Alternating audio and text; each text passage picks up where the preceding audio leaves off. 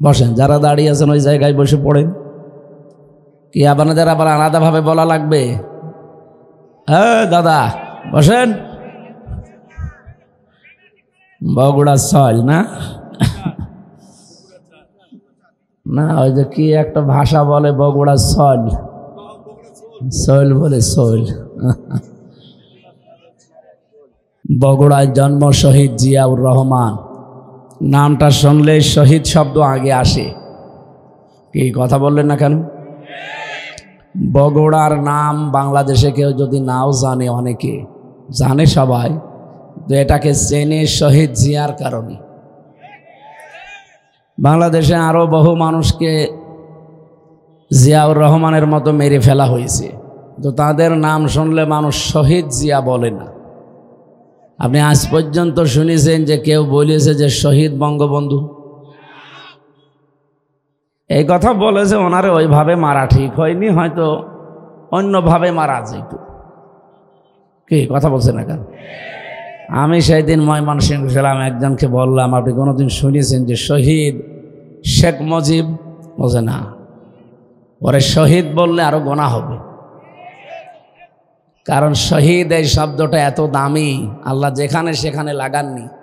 কোরআনে কারিমে সূরা বাকারা 153 নম্বর আয়াতে মুখের উপরে আল্লাহ নোটিশ দিয়েছেন, ওয়ালা তাকুলু লিমা ইয়ুকতালু ফি সাবিলিল্লাহি আমওয়াত বাল আহইয়াউ ওয়ালাকিন লা তাশউরুন। আল্লাহ বলেন পৃথিবীতে কেউ এই কথা বলবা না যে যারা শহীদ হয়েছে এরা মরে গেছে।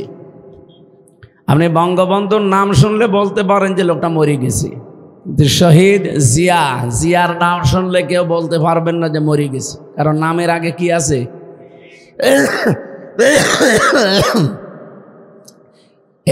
এইটাকে আমি নিষেধ করলাম? বলেন তো। আল্লাহ বলছেন বলবা না যে শহীদ যারা হয় তারা মরে গেছে, বরং তারা জীবিত, কিন্তু তোমরা টের পাও না। মুখের পরে মানুষ যেহেতু ধারণা করতে পারে, মানুষ ধারণা করে কি দিয়ে? অন্তরে। কিসে ধারণা করে? অন্তরের ওপরও আল্লাহ নিষেধ করেছেন, ওয়ালা তাহসাবান্নাল্লাযীনা কুতিলু ফি সাবিলিল্লাহি আমওয়াতা বাল আহইয়াউন ইনদা রাব্বিহিম ইরযাকুন। সূরা আলে ইমরান 169 নম্বর আয়াতে আছে, ধারণাও করবা না যারা শহীদ হয়েছে এরা মরে গেছে, না, এ ধারণা করাও জায়েজ নেই। এ ঘোষণা কার বলেন তো? আরো জোরে বলেন। কেন? ইনদা রাব্বিহিম ইরযাকুন, তারা রবের কাছে খাবার পাচ্ছে, আল্লাহ নিজে তাদেরকে রিজিক দিচ্ছে। ঘুমিয়ে থাকলে খাওয়া লাগে? আরো জোরে বলেন। মানুষ জেগে থাকলে খাওয়া লাগে। এই জন্য শহীদ যারা হয় এরা ঘুমিয়ে যায় না। আলহাজ মোশাররফ হোসেন এখন যদি মারা যান, যদি ঈমান নিয়ে মরতে পারেন, কবরে দিয়ে দেবেন, ঘুমিয়ে পড়বে, কিয়ামত পর্যন্ত ঘুমাবে। সিংগায় ফৎকার দিলে ওই দিন আল্লাহর দরবারে উঠবে জবাব দেওয়ার জন্য। এই শেষ, এর আগে পরে আর কিচ্ছু নেই। তাও ঈমান নিয়ে মরা লাগবে। কি নিয়ে? বলেন বলেন। কিন্তু শহীদ যারা হয়ে যায় এ মানুষগুলো ঘুমায় না, যেহেতু জেগে থাকলে খাওয়া লাগে, আর খেলে রক্ত গোশত মাংস তৈরি হয় না, আল্লাহ নিজে তাদেরকে খাওয়ায়, আর এগুলো তাদের শরীরে তৈরি হয়। হযরতে হামজা তার প্রমাণ। তিনি শহীদ হওয়ার 30 বছর পরে তার কবর একবার ভেঙে গিয়েছিল, মদিনায় ঢল হয়েছিল ব্যাপক আকারে। ছোটবেলায় তারা যারা যুদ্ধ করেছিল এখন তারা মুরব্বী হয়ে গেছে, খোঁজ খবর নিয়ে দেখতে দেখতে যে দেখে হযরতে হামজা 30 বছর আগে উহুদের ময়দানে যেখানে যেখানে তাকে আঘাত করেছিল কাফেররা, ওই জায়গা দিয়ে এখনো ফিনকি দিয়ে রক্ত বের হচ্ছে। বলেন তো, উনি 30 বছর যদি খাবার না খাবে তাহলে শরীরে রক্ত পেল কোথায়? বলেন। এই জন্য শহীদ জিয়া এই শব্দটা আমরা নিজেরা বানাইনি, অবশ্যই এটা চলে আসতেছে অনেক দিন। ওনার ইন্তেকালের পরেই এই শব্দটা তার নামের আগে পরে লেগে গেছে, তাকে মেরে ফেলা হয়েছে। বঙ্গবন্ধুর নাম বললাম এ কারণে যে তার নামও আমরা শুনি, কিন্তু কেউ শহীদ বলি না। বলি তাকেও তো মেরে ফেলা হয়েছে।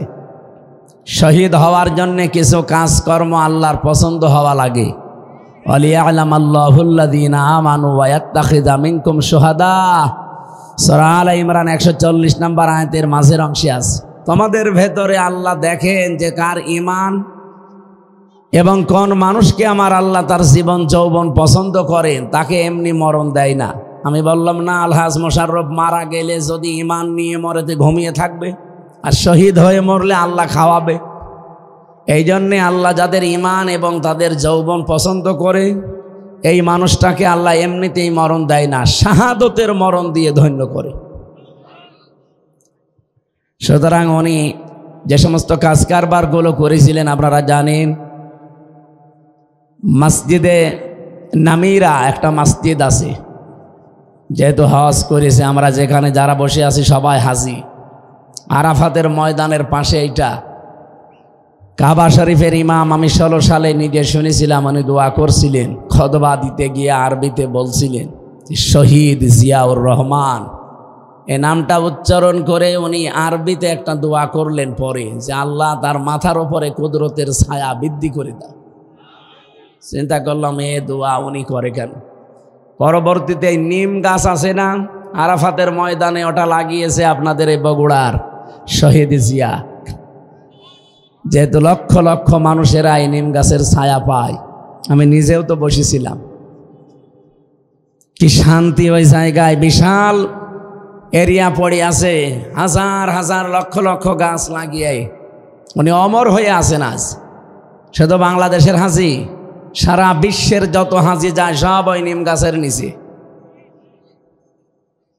আমরা যেহেতু চিনি জানি তার নাম, এই জন্য দোয়া করি। অন্য দেশের লোক কি দোয়া করবে? তারা ওই যে ওখানে লেখা আছে সাজারাত জিয়া, আমরা নিম গাছ বলি, ওটা জিয়া গাছ বলে।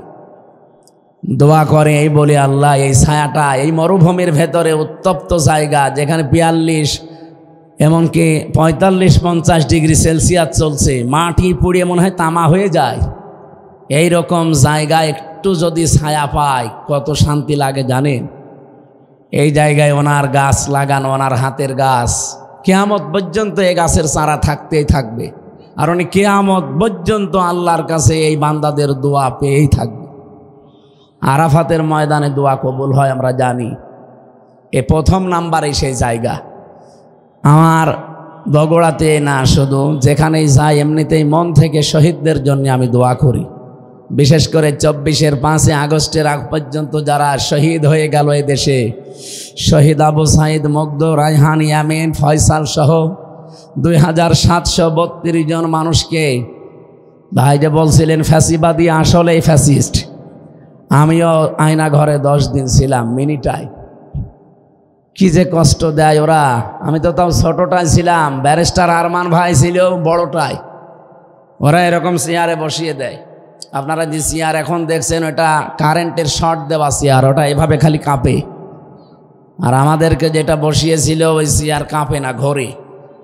হাত আর পায়ে ওরা ক্লিপ লাগিয়ে দেয়, গলার সাথে বেল্ট লাগিয়ে দেয় যেন নড়তে না পারে।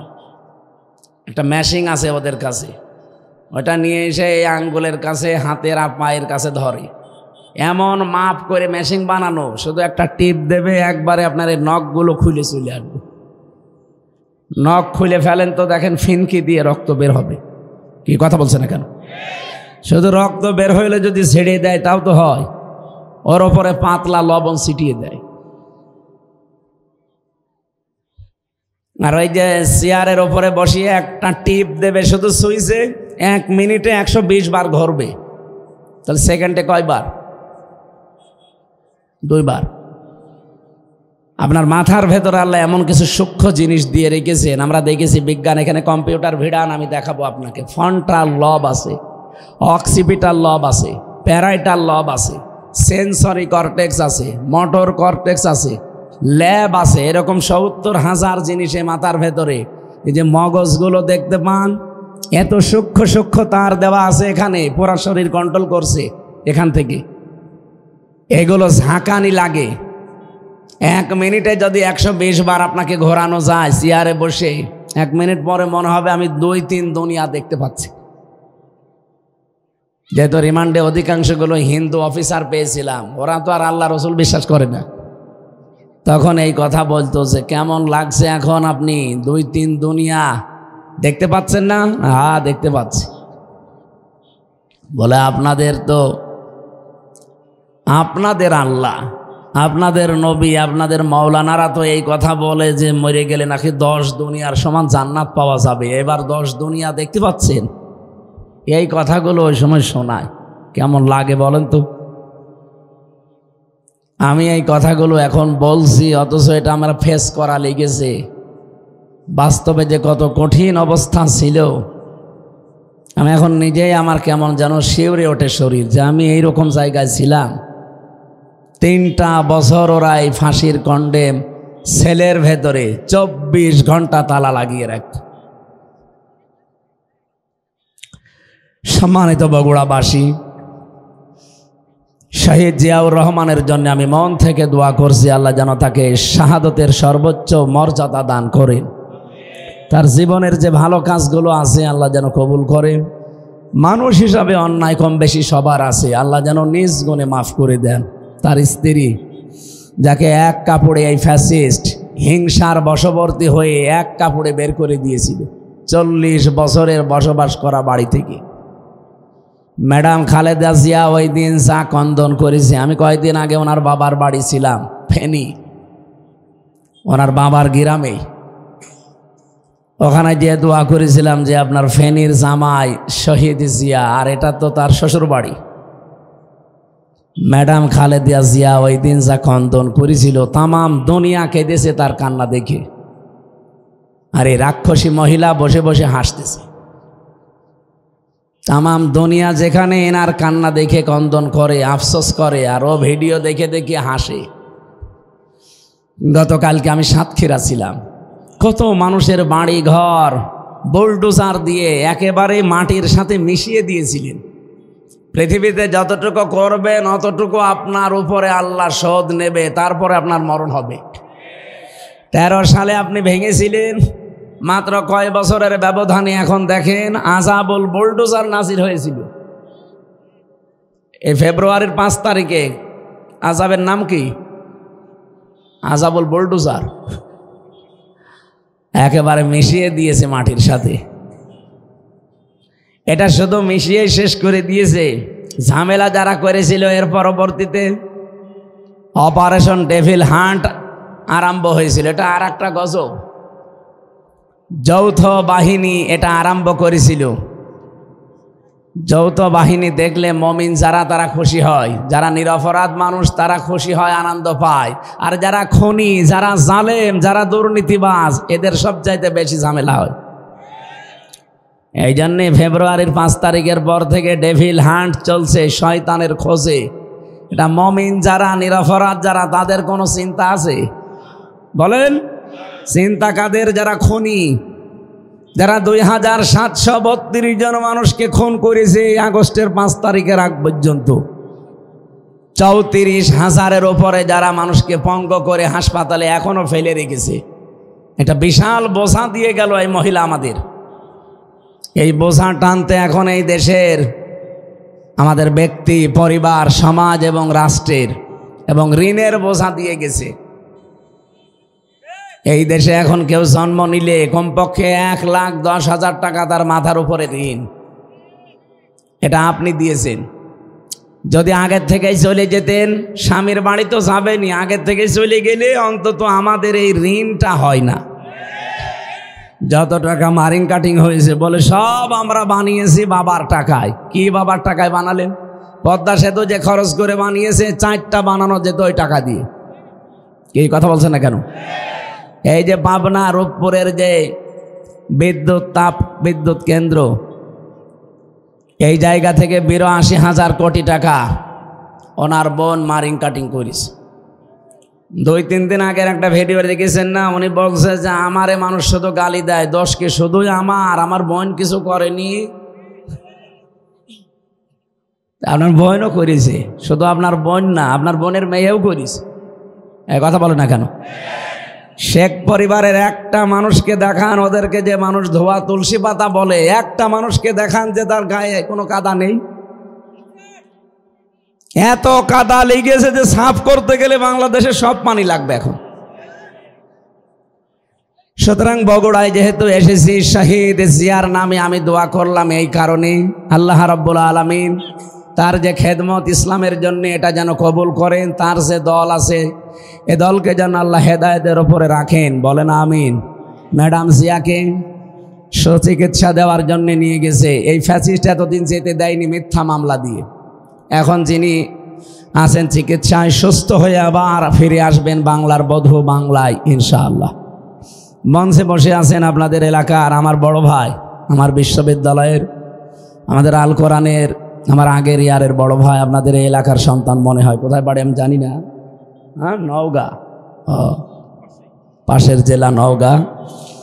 সামনে বসা আমার মুসলমান ভাইরা, বিশেষ করে পর্দার আড়ালের সম্মানিতা মা এবং বোনেরা,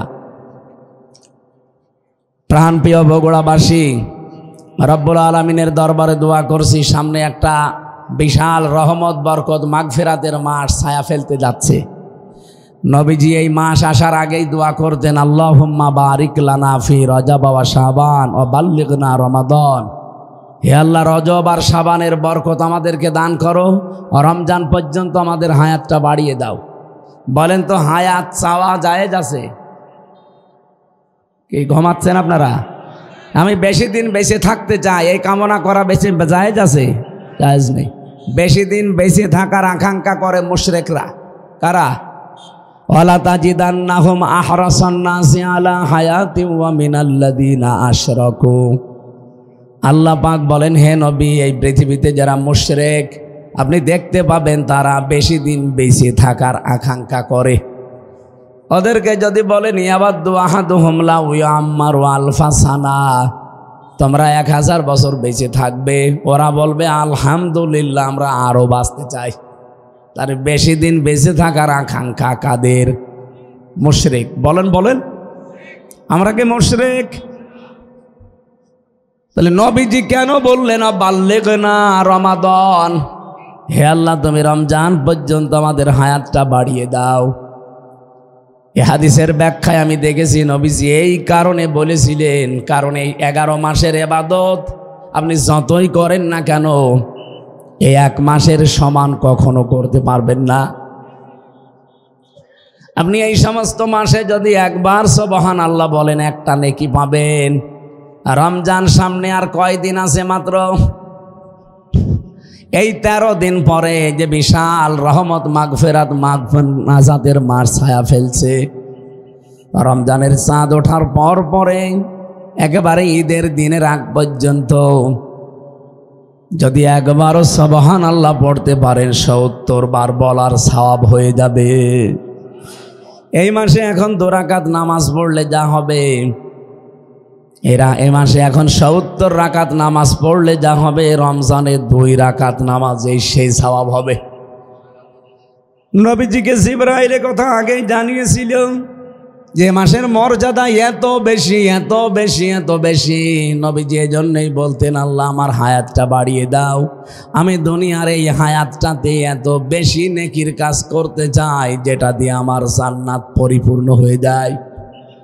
বগুড়াবাসী, আমাদেরও টার্গেট আখেরাত। এই জন্য দুনিয়ায় সে কয়দিন বেশি আছি, আমার সবচাইতে বড় কাজ হবে আমি আল্লাহর ইবাদত করে আমার জান্নাতের বিশাল ঠিকানা প্রশস্ত করা। জান্নাত যেহেতু কারো জন্য বানানো নেই, আপনি যা করবেন এইটা দিয়ে আপনার জান্নাত বানানো হবে। আপনি যা করবেন এইটা দিয়ে আপনার জাহান্নাম তৈরি করা হবে। রব্বুল আলামিন জানিয়েছেন, লাহা সাবাতু আবওয়াব লিকুল্লি বাবিম মিনহুম জুজউম মাকসুম। সূরা নাহাল 14 নম্বর, সূরা হিজরের ভেতরে আছে এটা 14 নম্বর পারার 3 নম্বর পৃষ্ঠার 7 নম্বর লাইনে 44-45 নম্বর আয়াত। হে নবী, জাহান্নামের দরজা কিন্তু 7টা। দুনিয়া যে ধরনের অপরাধ করবে আল্লাহ তাকে ওই দরজা দিয়ে প্রবেশ করাবে। এখান থেকে আমাদের শিক্ষা নেওয়ার বিষয় এই পৃথিবীতে আমরা যে ধরনের কাজ করছি এই কাজ দিয়ে আল্লাহ জাহান্নামের ওই দরজা আমাদের জন্য বানিয়ে রাখছে, ওইটা দিয়ে আল্লাহ আমাদের প্রবেশ করাবে। আমরা যে ধরনের নেকির কাজ করব ওই কাজ দিয়ে আল্লাহ জাহান্নামের যে 8টা দরজার নাম শুনি না, জাহান্নামের দরজা 8টা না, জান্নাতের দরজা 100টার উপরে। যে যা ধরনের কাজ করবে দুনিয়ায়, মরণের পরে আল্লাহ জান্নাতের ওই দরজা দিয়ে ওই স্তরে আল্লাহ তাকে পৌঁছিয়ে দেবে। এই জন্য আমাদের এখন শিক্ষা নেওয়া লাগবে, যেহেতু রমজান সামনে আসছে, এমন এমন নেকির কাজে আমরা আঞ্জাম দিতে চাই সামনে, এমন কিছু কাজ আমাদের এই ছোট্ট জীবনে করতে চাই। আল্লাহ রাব্বুল আলামিন জান্নাতের সুউচ্চ চূড়া যেটা, দরজা যেটা, বাপ যেটা, ওটা যেন আমাদের জন্য প্রস্তুত করে রাখে। জাতির পিতা হযরত ইব্রাহিম আলাইহিস সালামকে মেরাজে যে নবীজি দেখেছিলেন, বিশ্ব নবী ডাক দিয়ে বললেন, হে আমার পিতা, আপনি একটা চিন্তা নিয়ে বসে আছেন, কোন কারণে?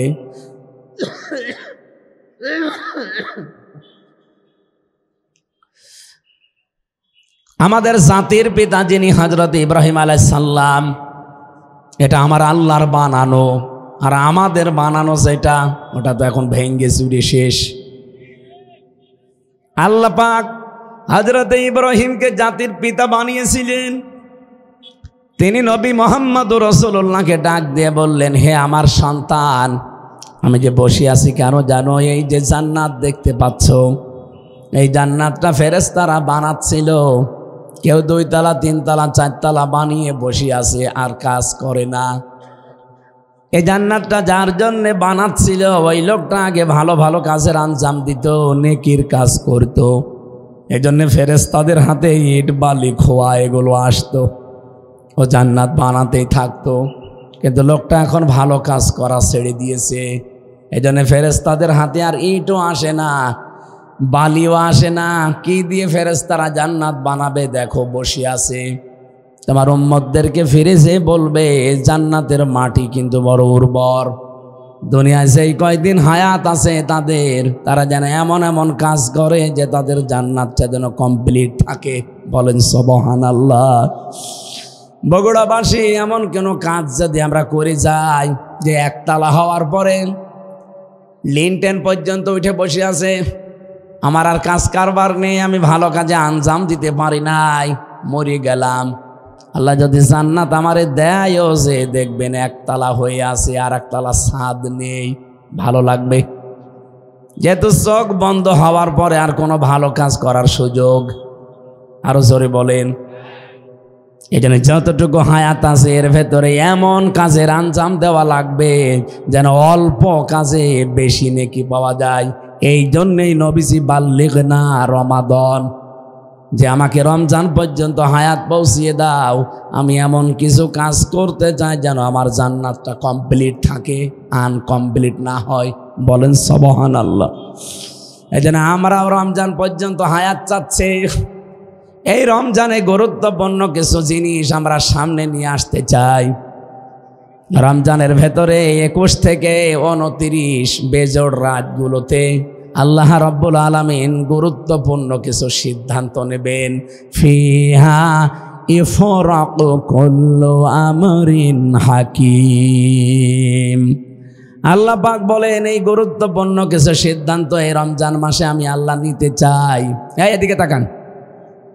এই যে রমজান মাসে যেখানে কোরআনে কারীম নাজিল করেছেন আল্লাহ, আমরা জানি সবে কদরে এটা, আর সেই আয়াতই আমি পড়েছি, ইন্না আনজালনাহু ফি লাইলাতিন মুবারাকাহ।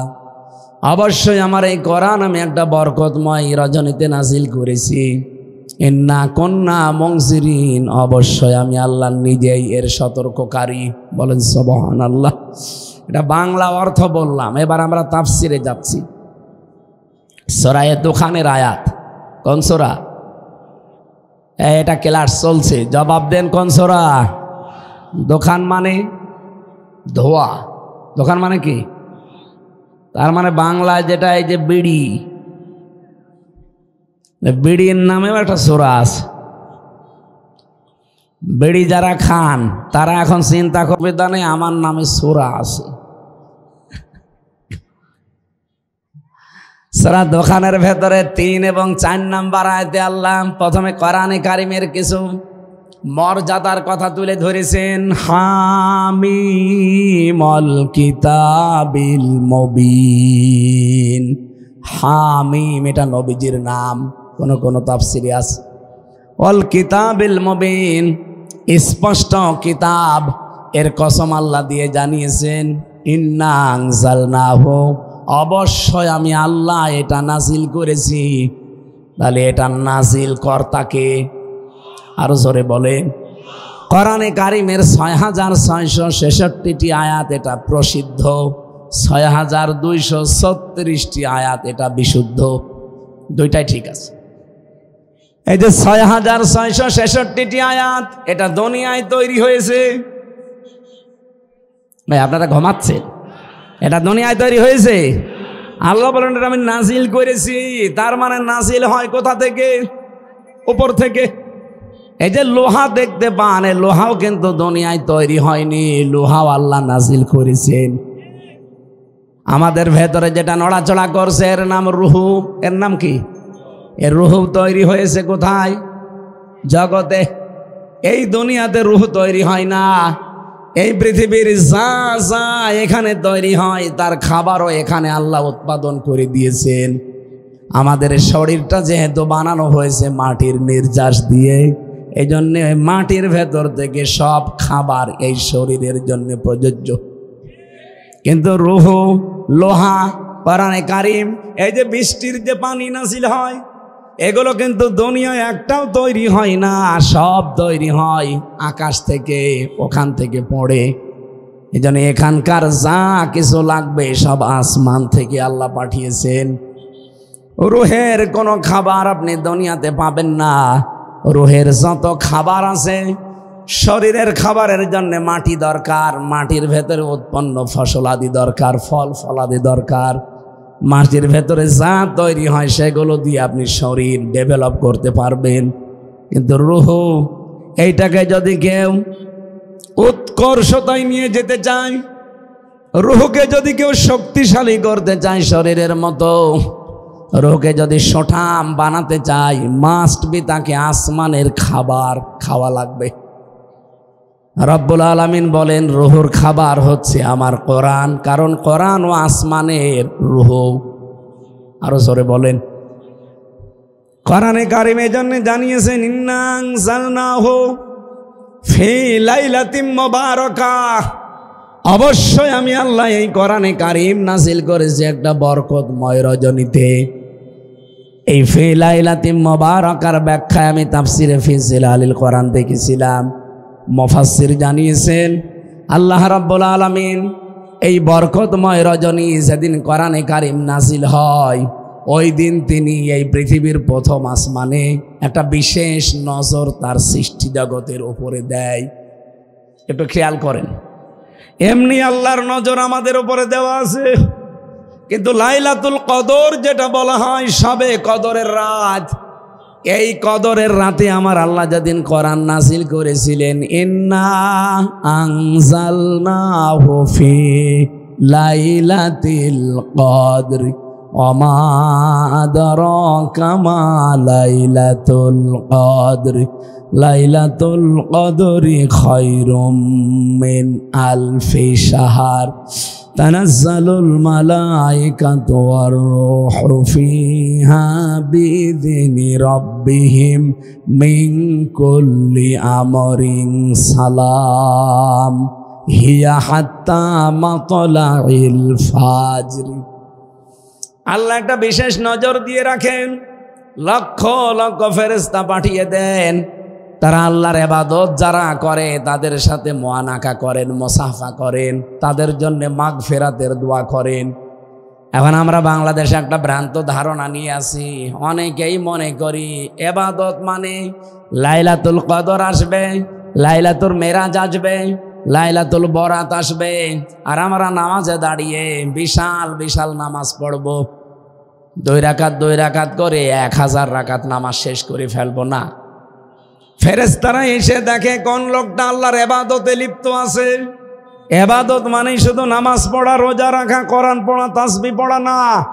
এ পৃথিবীর সর্বশ্রেষ্ঠ ইবাদত হচ্ছে আপনি মানুষ হয়ে মানুষের উপকার করবেন। কি কথা বলেন? কুনতুম খায়রা উম্মাতিন উখরিজাত লিন-নাস তা'মুরুনা বিল মা'রুফ ওয়া তানহাউনা আনিল মুনকার ওয়া তু'মিনুনা বিল্লাহ। সূরা আলে ইমরানের 110 নম্বর আয়াতে আল্লাহ বলেন, তোমরাই শ্রেষ্ঠ জাতি, শ্রেষ্ঠ উম্মাত, মানুষের কল্যাণের জন্য আমি আল্লাহ তোমাদেরকে বের করেছি। তার আমাদের শ্রেষ্ঠত্বের প্রমাণ হচ্ছে আমার দ্বারা যেন মানুষের কল্যাণ হয়। আর আমরা এমন মানুষ, আমাদের দ্বারা মানুষের কল্যাণ হওয়া দূরের কথা আরো অকল্যাণ হয়। এ 15.5 বছরে আমার দ্বারা এমন এমন মানুষ জেল খেটেছে যার জীবনে থানার বারান্দায়ও যাওয়া লাগে না। এই কথা বলে না কেন? কিচ্ছু জানে না মনে করেন ভাই।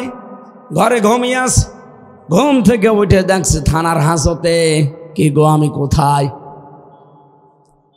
জেলখানায়। থানার হাজতে? এখানে কেন? তুই গাছ কেটেছিস। কখন? স্বপ্নে। এরকম মামলা দেশে ছিল না? আপনার দ্বারা তা মানুষের উপকার হওয়ার কথা, আপনি কি করলেন? হাজার হাজার মানুষকে, প্রায় 1.5 লাখ মানুষকে এখনো পর্যন্ত জেলখানা। এই 15 বছরে আমার মনে হয় যারাই জেলে ছিল অধিকাংশগুলোই মিথ্যা আর বানানো মামলায়। এই জন্য আমরা চাই হাসিনার আমলে যারাই জেলে গেছে এই মানুষগুলোকে আর ভেতরে রাখা ঠিক না, ছেড়ে দেওয়া দরকার। হিংসার বশবর্তী হয়ে শুধু এই মানুষগুলোকে আপনি আটক করে রেখেছিলেন। বগুড়াবাসী আপনার শ্রেষ্ঠত্বের প্রমাণ, কিন্তু ফেরেশতারা আসবে ওই দিন রাতে, এসে শুধু আপনি নামাজে থাকবেন, রোজা করবেন, জিকির করবেন, কোরআন পড়বেন, তাসবিহ পড়বেন, তার জন্যই মুসাফা করবে না। আল্লাহর ফেরেশতারা এসে দেখবে যে আপনি জনকল্যাণমূলক কোন কাজে আছেন। অন্তত এই রাতের বেলা যদি আপনি একটু যেয়ে দেখেন যে 2-3 বাড়ি পরে কোন মানুষের বাড়িতে খাবার নেই, কার মেয়েটা লেখাপড়া করতে পারে না বা বিয়ে দিতে পারে না, সাধ্যমতো যদি তার বাড়িতে যে কিছু দিয়ে একটু সান্ত্বনার বাণী দেন, এইটাই পৃথিবীতে সবচাইতে বড় নেক কাজ। এরকম কাজ সবে বরাতে, সবে কদরে এদেশে হয় না। খালি এই মসজিদ থেকে ওই মসজিদ, ওই মসজিদ থেকে ওই মসজিদ, খালি ঘুরে বেড়ায়। মনে হচ্ছে ইবাদতের বন্যা বয়ে যাচ্ছে। ফেরেশতা শুধু জিবরাইল আসে না, লক্ষ লক্ষ নিয়ে আসে। আর আল্লাহ বলেন আমি নিজে আমার সৃষ্টি জগতের ওপর একটা বিশেষ নজর দেই, অন্য দিনও দেই, তবে এই সবে কদরে, সবে বরাতে একটা বিশেষ আলাদা নজর দিয়ে রাখি। আমরা 5টা রাতের নাম পেয়েছি: সবে বরাত, সবে কদর, সবে মেরাজ আর 2 ঈদের রাত। এই 5 রাতে আল্লাহ একেবারে প্রথম আসমানে আসে, ডাক দিয়ে বলে, দেখো যারা ট্যাক্স তোলে না, সরকারের লোকজন যখন ট্যাক্স তোলে, ট্যাক্স দেওয়া হয়ে গেলে একটা কাগজ আপনাকে হাতে ধরিয়ে দেয় যে আপনার ট্যাক্স পরিশোধ হয়ে গেছে। আপনি যখন একটা মাস রোজা রাখবেন, হক আদায় করে, ঈদের দিন আমার ফেরেশতারা এসে আপনাকে একটা টোকেন ধরিয়ে দেবে যে আল্লাহর বান্দা, তোমাকে আল্লাহ জাহান্নাম থেকে মুক্তির একটা সনদ দিয়ে দিয়েছে। রাব্বুল আলামিন বলেন আমি একটা বিশেষ নজর দেই। কি বলি জানো? এ নজরে আমার বান্দাদেরকে আমি ডাকতে থাকি, আসো। যদি কারো অপরাধ থাকে আমার কাছে বলো, অপরাধগুলো আমি আল্লাহ ক্ষমা করে দেব। কিন্তু যদি বান্দার কাছে কোনো অপরাধী থাকো, আমার কাছে মাফ চাওয়ার দরকার নেই, আগে ওই বান্দার কাছে স্বীকার করে আসো। এই 15.5 বছরে আল্লাহর কাছে অপরাধ যাই হয়েছে, আমি যতটুকু দেখলাম এই 15.5 বছরে সবচাইতে মানুষের বান্দার কাছে অপরাধ বেশি হয়েছে। উনি বলছিলেন যে 3 বার আমরা আসলে ভোট দিতে পারি নাই। আসলে আমার এখন 33 বছর বয়স, 92 সালে আমার জন্ম। আমি হিসাব করে দেখেছি 18 বছর থেকে ভোট দিলে আমি 3 বার ভোট দিতে পারতাম, একবারও পারি নাই। আমি মানুষেরটা বলতে যাব কোন কারণে? আমার নিজেই তো ভিকটিম। তার মানে 3 বার আমি যদি না পারি, বেড়েছে কে? একবার তো একবারে 154 জন হয়ে গেলেন, আর একবার রাতের ভোট দিনে করে ফেললেন। এই কথা বলেন না কেন? ভোটটা কিন্তু আমার অধিকার ছিল, আমার হক ছিল, আপনি আমাকে দিতে দিলেন না। এটা রাতের ভোট যে দিনে হয়েছে এর প্রমাণ আমার সাথে এক ওসি ছিল, ওই যে নুসরাত হত্যা মামলার ওসি। উনি একদিন আমারে ফাঁসির কন্ডেম সেলের ভেতরে এসে আমারে বলছো, হুজুর আপনি জেলে এসেছেন, আমি খুব খুশি হয়েছি। কেন আপনি খুশি হয়েছেন কোন কারণে? আমি জেলে পয়সা মরছি আর আপনি খুশি না? বলছে বাইরে আপনার ওয়াজ শুনতাম কিন্তু কাছে যেতে পারতাম না, আজকে একেবারে সরাসরি দুইজন এক জায়গায়, এই জন্য আপনি খুশি। কেন কি প্রশ্ন করবেন বলেন? বলছে এই যে নির্বাচন গেল, আমি বাইরে ছিলাম সারা রাত, আমি কিন্তু আমার লোকজন দিয়ে ভোট কেটেছিলাম, ফজরের আজান দিলে বাক্সগুলো জায়গা মতো পাঠিয়ে দিয়েছি। এরপর আমি গোসল করলাম, ওযু করলাম, তওবার নামাজ পড়লাম 2 রাকাত। এবার বললাম আস্তাগফিরুল্লাহ। বলছে আমার এই তাওবা কি হয়েছে? বললাম না। আপনি তো আল্লাহর কাছে অপরাধ করেননি যে আস্তাগফিরুল্লাহ পড়েন, আপনি অপরাধ করেছেন হামজার কাছে। এরকম একটা এমপি বানাতে 2.5 লাখ 3 লাখ 4 লাখ হামজা লাগে। হ্যাঁ কথা বলেন না কেন? এই কাহালু আর কোন থানা মিলে? নন্দীগ্রাম। এই 2 আসন 2 থানা মিলে যারা বসবাস করে 4 লাখ তো হবে কমপক্ষে ওনার এমপি বানাতে। এই 4 লাখ মানুষ ওনারে ভোট দেওয়া লাগবে। কথা বলছেন না কেন? আর আপনি নিজেই সব রাতের বেলা ভরে নিলেন, আমাদের কোনো গুরুত্ব নেই আপনার কাছে। আপনি আস্তাগফিরুল্লাহ মাফ হবে না আপনার, আপনি যতক্ষণ পর্যন্ত এই 4 লাখ হামসার কাছে সে মাফ না চাবেন। কিন্তু দুঃখের বিষয় আপনি তো 8 বছর জেল, আপনি 8 বছর পরে বেরিয়ে দেখবেন মাফ চাবেন না। অনেক হামজায় 8 বছরে মরে গেছে, আপনি তাদের কাছে মাফ চাবেন কি করে? সুতরাং একটা জালেমাকে টিকিয়ে রাখতে গিয়ে এদেশের বহু মানুষের আখেরাত নষ্ট হয়ে গেছে। কথা বলেন না কেন? আগামীতে কারো আখেরাত যেন নষ্ট না হয়। রব্বুল আলামিন কিন্তু প্রথম নাম্বারে একটা বলে যে আমার কাছে মাফ চাও, আমার অপরাধগুলো আমি মাফ করে দেব, কিন্তু আমার বান্দার সাথে কোনো যদি অপরাধ হয়ে থাকে ওটা আমার মাফ করার এখতিয়ার নেই, ওর কাছে আগে মাফ চাও। তার মানে 15.5 বছরে কত মানুষের কপালে আগুন লেগেছে আপনি বলেন? যার জন্য যা করলেন তারা তো ঠিকই পালিয়ে এখন আরামে আছে। কোনদিন আপনাকে জিজ্ঞাসা করেছিল যাওয়ার সময় যে আমি চলে যাচ্ছি 14টা ব্রিফকেস নিয়ে সব মাটি ভরে নিয়ে গেলাম? মাটি ভরে নিয়ে গেছে। একটা বারের জন্য আপনাকে বলে গেল না যে দেখো চলে গেলাম তোমরা ভালো থেকো? এমনকি কাওয়া কাকিও কেউ বলে নাই। আমার নাম্বারটা জোগাড় করে তো বলতে পারতো যে হামজা 3 বছর জেল খাটালাম, অন্তত মাফ করে দিও, তাও বলে নাই। চলে যে ঠিকই স্বামীর বাড়িতে খাচ্ছে। কে কথা বলছে না কেন? ষড়যন্ত্র কিন্তু উনি এখনো থামিয়ে দেয়নি, এখনো চালাচ্ছে। এমনকি এখন আরো বেশি। ডোনাল্ড ট্রাম্প আসার পরে ওরা চিন্তা ভাবনা করেছিল ট্রাম্পকে দিয়ে আরেকটা গটি চালার। এই জন্য মোদি সাহেব এখনই যে পড়ে আছে যে ট্রাম্পের কাছে আমাদের দেশ সম্পর্কে এমন এমন কিছু তথ্য তুলে ধরবে যেন এ দেশ জঙ্গি, এটা প্রমাণ করা যায়। এই যে আমরা এক জায়গায় বসে কোরআন শুনছি, জমার দিন নামাজ পড়ে বের হই না?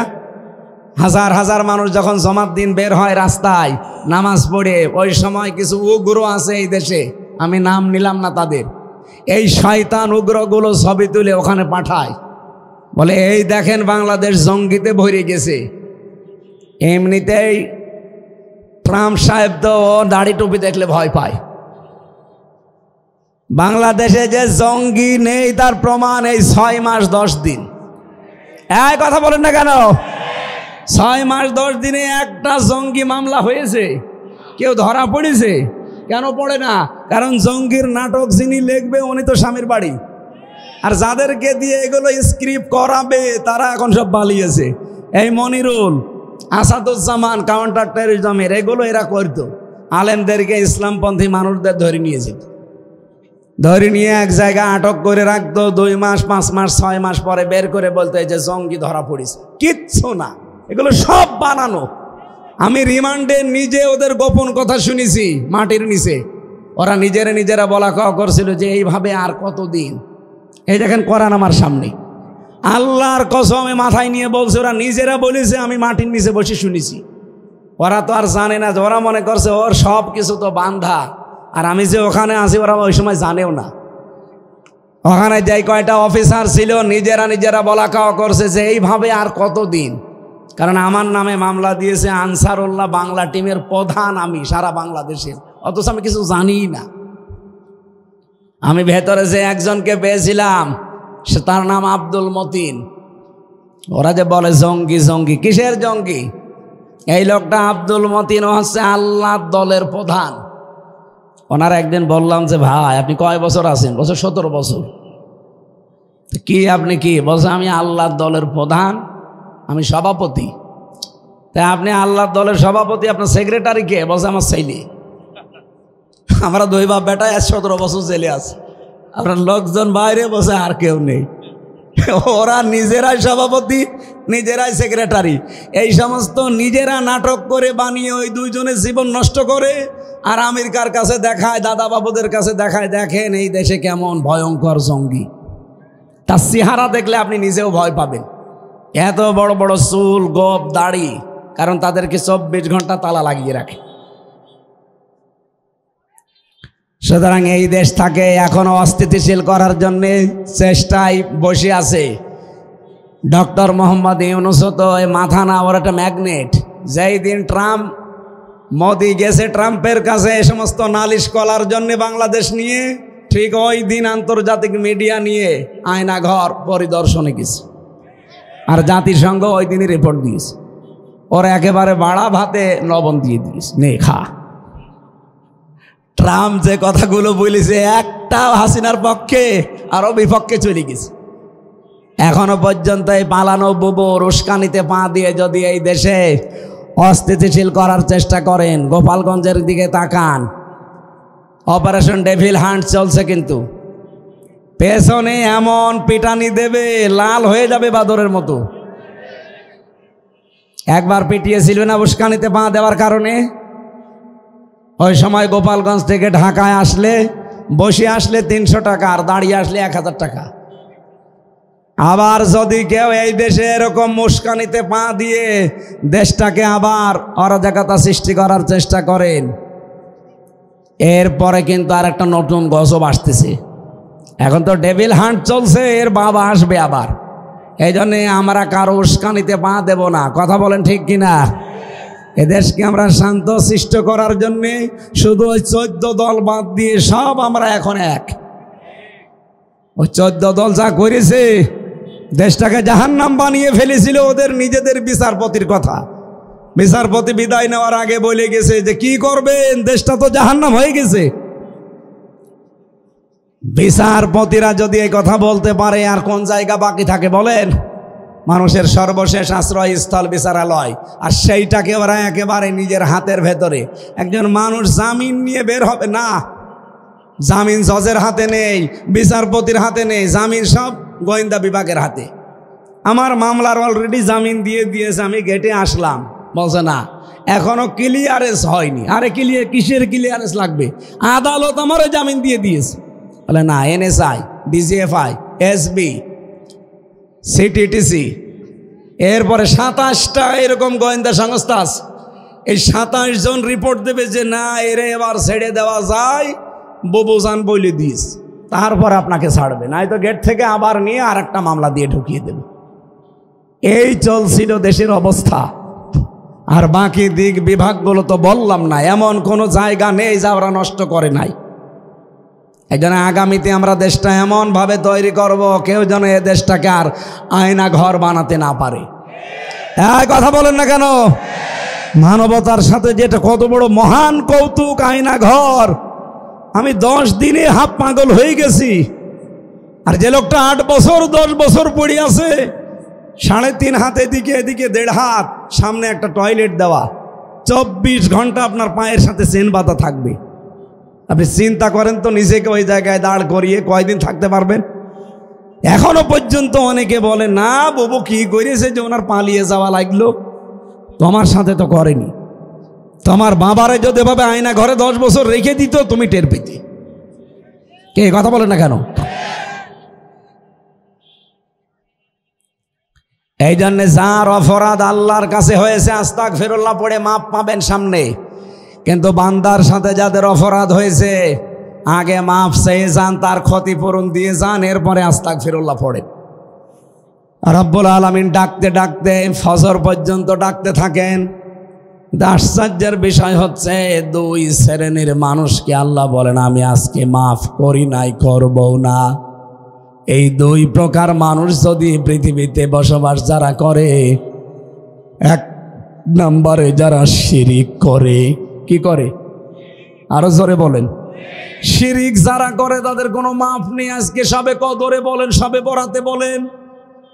2 নম্বরে যারা হিংসুক, বিদ্বেষ রাখে। আর বাংলাদেশে এই 2টা অপরাধী বেশি। কি কথা বলে না কেন? এত হিংসা। ওয়ালা ইয়াজরিমান্নাকুম শানানু কওমিন, 2 জায়গায় আয়াতটা আল্লাহ দিয়েছে কোরআনে। আল্লাহ পাক বলেন সাবধান, হিংসার বশবর্তী হয়ে কোনো ব্যক্তি, কোনো দল, কোনো গোষ্ঠী তাদেরকে জুলুম অত্যাচার করে ধ্বংস করে দিও না। আর এইটাই করা হয়েছে এই 54 বছরে। যার ওপরে হিংসা একবার কারো লেগে গেছে তার জীবনটা জাহান্নাম বানিয়ে দিয়েছে। এই জন্য সরঞ্জিত বাবু বলেছিল বাঘে ধরলে ছাড়ে, হাসিনা ধরলে ও সারেই ধরেছে। দেখেন তার জীবন শেষ। ভালো মানুষ কালার করে দিয়েছে। আল্লামা সাইদির মতো মানুষকে ধর্ষণের মামলা দিয়েছে। 50টা বছর কোরআন প্রচার করে বেড়ালো, আর তার নাম দিয়েছে ধর্মীয় অনুভূতিতে নাকি উনি আঘাত দিয়েছে, উনি ধর্ষণ করেছে। মহিলাকে সাজিয়েও নিয়ে এসেছে। অ্যাডভোকেট তাজুল ইসলাম জিজ্ঞাসা করছে এই মেয়ে, মাওলানা সাইদি তোমাকে ধর্ষণ করেছে? বলছে জি হ্যাঁ। তোমার জন্ম তারিখ কত? 1975। ধর্ষণ করেছে কত সালে? 1971-এ। অ্যাডভোকেট তাজুল ইসলাম বলছে বিচারপতি এই পয়েন্টটা একটু লেখেন। ওর জন্ম 75-এ, ওর ধর্ষণ করেছে 71-এ। এটা কি রুহের জগতে? ওই দিনই তো মামলা ঢিসমিস হয়ে যাওয়ার কথা। এই কথা বলেন না কেন? অথচ না, এইটাই জিয়ে রেখে 13টা বছর তাকে ফাঁসির কন্ডেম সেলের ভেতরে রেখে এই যে শেষে ইমাম আবু হানিফার মতো বিষ প্রয়োগ করে মেরে ফেলল। বাংলাদেশের মানুষ যদি আপনাকে মাফ করে দেয়, যাদেরকে গুম করে রেখেছিলেন 1700 মানুষ, বিশেষ করে আয়না ঘরে, এদের পরিবার জীবনও আপনাকে মাফ করবে না। আমি আমার নিজেরটা বলছি, আমার সবাই মাফ করে দিলেও আমার এই মেয়েটা আপনাকে মাফ করবে না। 1 বছর ওরে রেখে গিয়েছিলাম, 3টা বছর আমি জীবনে ওরে আর দেখতে পারলাম না। আমার 3 বছরে যদি অবস্থা হয় যে মানুষগুলো 8 বছর, 10 বছর, 14 বছর কেটে গেছে মাটির নিচে, আপনি বলেন তো তার পরিবার জীবনে আপনাকে মাফ করবে? আপনি আস্তাগফিরুল্লাহ, কিসের আস্তাগফিরুল্লাহ পড়বেন সামনে? এই জন্য অপরাধ যার কাছে, তার কাছে অন্তত ক্ষমা চেয়ে নিন। তার ক্ষতিপূরণ হয়েছে 15.5 বছরে, যা ক্ষতিপূরণ দেন যদি বাঁচতে চান, নয়তো আপনার জীবনও মাফ হবে না। 2 নম্বরে হিংসা যাদের আছে, হিংসা মুক্ত অন্তর তৈরি করা লাগবে সামনে। আমরা অনেকে এখন ওই হিংসায় আছি, আমার হোক, মোশাররফ ভাই যেন না হয়। না, আমার হচ্ছে হোক, ওই ভাইয়েরও হোক। আপনার অসুবিধা কি? কারণ আপনিও তো এখানে থাকবেন না, আমিও থাকবো না। কি কথা বলেন না কেন? এখানে যারা বসে আছেন 100 বছর পরে এখানে কেউ থাকবেন? নতুন মানুষ এসে এই জায়গাটা চাষ করে খাবে। আমরা সব মাটির নিচের বাসিন্দা। আমার কি দরকার একটা মানুষের সাথে হিংসা করে কিছু ভালো কাজ যাই করি ওগুলো আগুন লাগিয়ে পুড়িয়ে দেওয়ার? নবীজি বলেন যাদের ভেতরে হিংসা, এদের নেকির কাজগুলো এমনভাবে পুড়িয়ে ধ্বংস হয়ে যায়, কাঠে আগুন লাগালে কাঠ যেমন ধ্বংস হয়ে যায়। আর এটা সবচাইতে বেশি আমার মনে হয় বাংলাদেশে, মেয়েদের ভেতরে আরো বেশি। এই কথা বলেন না কেন? সম্মানিত মা মরে না, হিংসা বিদ্বেষ এটা দূর করা লাগবে। 2 নম্বরে শিরিক, শিরিককারী যারা, এদেরকে আমার আল্লাহ এই সবে কদরে, সবে বরাতেও মাফ করেননি, করবেনও না। এই জন্য শিরিক যেন এই দেশে না থাকে ভাই। শিরিক বিল জাত, শিরিক বিল সিফাত, শিরিক বিল ইখতিয়ারা, শিরিক বিল হুকুক, 120 প্রকার আসে। আমরা সামারাইজ করে এক কথায় জবাব দিচ্ছি, এইদিকে তাকান। আল্লাহ যেটা পারে ওইটা অন্য কেউ পারে, এই বিশ্বাস করার নাম শিরিক। আর শিরিক যারা করে তারা মুশরিক। আর মুশরিক মরে গেলে বিনা হিসাবে বিনা বিচারে জাহান্নামে। এ পর্যন্ত বুঝেছেন? বলেন বলেন। তাহলে শিরিক এখন থেকে মুক্ত হওয়া লাগবে না। শিরিকের এক কথায় জবাব কি? আল্লাহ যেটা পারে ওটা অন্য কেউ পারে, এই বিশ্বাস করার নাম কি? সন্তান দিতে পারে কে? আরো জোরে। অন্য কেউ পারে না, কিছু বাবা পারে, কিছু হুজুর পারে। সেদিন ময়মনসিংহে এক লোক এসে আমার বলছে আমার শুধু মেয়ে হয়, এই আপেলটা পড়িয়ে দিন। আমি কি দিয়ে পড়বো? সূরা ফাতিহা পড়ছি। লোকটা আমার কানের কাছে মুখ নিয়ে বলছে, হুজুর এমন আপেল পড়বেন যেন ছেলে হয়। আমি কি ডাউনলোড করে নিয়ে আসবো ছেলে? আপেল ফেলে দিলাম। হুজুর আপেল ফেলে দিলেন মানে? ফেলে দেবো না, করবো কি? তুমি আমার কানের কাছে মুখ নিয়ে বলো যে এমন আপেল পড়বেন যেন বারবার মেয়ে হয়, এবার যেন ছেলে হয়। আপেল পড়ে যদি ছেলে হইতো তে আমার 3টা মেয়ে হইতো না। আমি ম্যাডামরা শুধু আপেল পড়ে খাওয়াতাম। এখনো পর্যন্ত অনেকেরই বিশ্বাস আছে না। অথচ আমাদের জাতির পিতা আমাদের শিখিয়েছেন, বিয়ের পরে 86 বছর পার হয়ে গেছে, তারপরও কোনো মাজারে কোনো বাবার কাছে গিয়েছে? তিনি বলেছিলেন, রব্বি হাবলি মিনাস সালিহিন, হে আল্লাহ আমাকে একটা নেককার সন্তান দান করো। কয় বছর বলেছিলেন? 86। বলেন বলেন। একটা নবী মানুষ, তাও যেমন তেমন নবী না, পাওয়ারফুল নবী। তিনি বিয়ের পরে 86 বছর দোয়া করার পরে আল্লাহ জবাব দিলেন, ফাবাশশারনাহু বিগুলামিন হালিম, তোমাকে আমি ধৈর্যশীল সন্তানের সুসংবাদ দিলাম। নবীর দোয়া বিয়ের পরে যদি 86 বছর পরে কবুল হয়, আর আমাদের 2-4 বছরে আমরা হতাশ হয়ে পড়বো, মানে কোনো বাবার কাছে, কোনো মাজারে, কোনো কবরে, কোনো পীরের কাছে কোনো তাবিজ পড়া, আপেল পড়ায় হবে না। সন্তান দিতে পারে কে?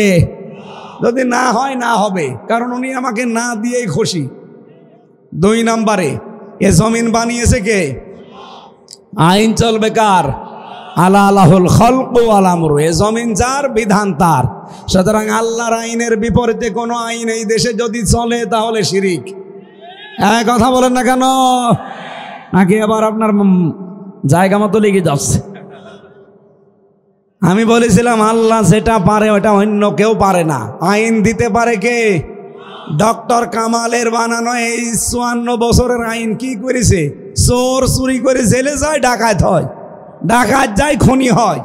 এমনকি আমার নিচতলায় ছিল সে গাঁজাখোর, ওরে ধরে জেলে দিয়েছে, ও ভেতরে যে গাঁজার গাছ লাগিয়েছে। জেলার যে বলছে তুই গাঁজার গাছ লাগালি, বীজ পেলি কোথায়? বলছে আমি ওই যে আদালতে গিয়েছিলাম হাজিরা দিতে মামলার, আর আমার তো হিতাকাঙ্ক্ষী আছে বাইরে, তারা আমার এই বীজগুলো দিয়েছিল। আমি এই মুখের ভেতরে এই জায়গায় রেখেছিলাম টোপলা করে। মেশিনে দিয়েছে কিন্তু মেশিনে ওঠে নাই, স্ক্যানে ধরা পড়ে নাই। আমি ভেতরে চলে এসে গাজার গাছে যে টবের ভেতরে লাগিয়েছি, স্যার দেখেন কত বড় হয়েছে। ডক্টর কামালের তৈরি করা সংবিধান দিয়ে গাঁজাখোর গাজার গাছ লাগায়। চোর যে 3 মাস পরে ডাকাত হয়, ডাকাত যে 10 বছর পরে মার্ডার মামলার আসামি হয়। এ কথা বলেন না কেন? আর এর ভেতরে আল্লাহ 500 আইন দিয়েছেন। যেহেতু জমিন যার, আইন চলবে তার। 500 আইন সংসদে কায়েম করে দেন, বাংলাদেশটা মিনি জান্নাত হয়ে যাবে ইনশাআল্লাহ। রমজান মাসে আল্লাহ কোরআন নাজিল করে নাম দিয়েছিলেন আল ফুরকান। ফুরকান মানে সংবিধান। ফুরকান মানে কি? ফুরকান নামে একটা সূরাও কোরআনে আছে, সংবিধান নামে। এর 77টা আয়াত আছে, 73টা ধারা আছে। বাংলাদেশে আগামীর সংসদ কায়েম হবে যদি এই সংসদ নামে, সংবিধান নামে সূরাটার 73টা ধারা 17 বার আপনি পরিবর্তন করলেন বাংলাদেশের সংবিধান, এই 54 বছরে কিচ্ছু হয়নি। আর এটা পরিবর্তনও করা লাগবে না, একবার এই 73টা ধারা কায়েম করে দেন, বাংলাদেশটা আমরা আল্লাহর কসম মিনি জান্নাত হয়ে যাবে। আর আমরা সেইটাই সামনে দেখব এবং দেখাবো ইনশাআল্লাহ। আল্লাহুম্মা আমিন। লা ইলাহা ইল্লা আনতা সুবহানাকা ইন্নী কুনতু মিনাজ জালিমিন। আল্লাহুম্মা গফিরলি ওয়ারহামনি ওয়াহদিনি ওয়াফিনি ওয়ারযুকনি ইয়া রাব্বাল আলামিন। রব্বুল আলামিন, বগুড়া জেলার কাহালু আড়লা আলিম মাদ্রাসা ময়দানের দিকে তাকাও। তোমার বান্দা বান্দিরা মিলে জান্নাতের এই সুন্দর বাগান সাজিয়েছে। তুমি যে 2 প্রকার মানুষকে মাফ করবে না এই রমজানেও আমরা শুনেছি। এই শিরিক মুক্ত আমল আর অহংকার হিংসা মুক্ত ঈমান আমাদের গঠন করার তৌফিক দাও। এখানে যত মানুষ আমরা বসে আছি, আমরা যেন মুশরিক হয়ে মারা না যায়, আমাদেরকে বাঁচাও। হিংসা বিদ্বেষ আমাদের অন্তর থেকে দূর করে দাও। আমাদের মনটা তুমি মুহাম্মদুর রাসূলুল্লাহর মতো পবিত্র বানিয়ে দাও। মাহফিলের সম্মানিত সভাপতি আমার আরাফাতের ভাই আলহাজ মাহবুর মণ্ডল কবুল করে নাও। প্রধান অতিথি আল্লাহ তাআলা বগুড়ার সন্তান আলহাজ মোশাররফ হোসেন তুমি মঞ্জুর করো। তার মা বাবাকে মাফ করে দাও। রব্বুল আলামিন তার স্ত্রী পুত্র সন্তান